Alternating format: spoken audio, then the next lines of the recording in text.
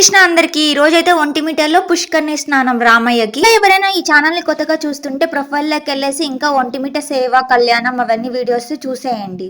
ఇక్కడ చెట్లలో ఏం చూపిస్తారని అనుకుంటున్నారా? సంపంగి చెట్లు. అవి గడ్డి గడ్డిగా ఉంది కదా, అదే మా ఇంటి దగ్గర అవి నాటాలనిపించి సంపంగి చెట్లు. సో మా పెద్దమ్మని అడిగి దాని గడ్డలు ఇప్పించుకున్నాను. ఇప్పుడైతే గుడికి బయలుదేరినాను. మళ్ళీ ఇంకా ఎప్పుడు వస్తానో ఏమో ఈ ఊరికి. ఇదైతే మా అబ్బా సొంత ఊరు. ఒక సంవత్సరం ముందే నాకు ఇక్కడ ఎవరు ఏమవుతారు అని చెప్పి రిలేషన్లు అన్ని తెలిసినాయి అనమాట. అప్పుడే అనమాట శ్రావణి పరిచయమైంది, నాకు చెల్లి అని తెలిసింది. ఈ సేవలని నేను చేయడానికి అంతా మా చెల్లె కారణము. నాకు అప్లై చేపించి ఇట్లాగా నేను అంత సేవలు చేయడానికి అన్ని చెప్పింది. ఈరోజు సేవకైతే శ్రావణి రాలేదు.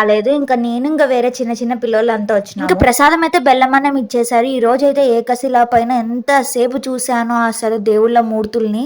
సీతమ్మ, రామయ్య, లక్ష్మయ్య బళ్ళున్నారు. ఈ రోజు అయితే అసలు ఇంకా బాగా డెకరేషన్ చేశారు. రెండు గుడి పైన ఎంత బాగా చెక్కారో ఈ శిల్పాలని. తెలిసే ఉంటది ఇది ఫేమస్. ఒక పక్క ఏమో ఏనుగులాగుంటది, ఇంకొక పక్క ఏమో ఎద్దులాగుంటది.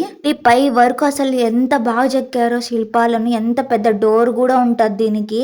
అందుకనేనేమో పాత గుళ్ళకు రంగులు కూడా వేయరు, ఇలకలా పోతుందేమో అని చెప్పేసి. దేవుడి పుష్కర్ణి స్నానం అయిపోయినాక ఊరేంపు వస్తాడనమాట. అప్పుడు దేవుడి కోసం అని చెప్పేసి అందరు ఈ ఇదిలో అంతా ప్యానీలు చల్లుకొని నీట్ గా ముగ్గులు వేసారు. చూడండి ఒక్కొక్కరు ముగ్గులు అసలు ఎంత బాగా వేసారో.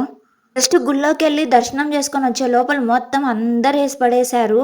మేము ముందు వెళ్ళేటప్పుడు మాత్రం అందరు ప్యానీళ్ళు చల్లుతా ఉన్నారు కదా. మళ్ళీ రెండోసారి దర్శనంకి పోయినాము. అప్పుడైతే పెరుగన్నం ఇచ్చారు, మళ్ళీ మజ్జిగ ప్యాకెట్లు కూడా ఇచ్చారు. ఎండకు తట్టుకోలేక చూడండి ఎంత మంది మజ్జిగ ప్యాకెట్లు తాగుతున్నారు. ఈ పిల్ల అయితే కొన్ని ఎత్తుకొని వచ్చేసింది ఇంటికి.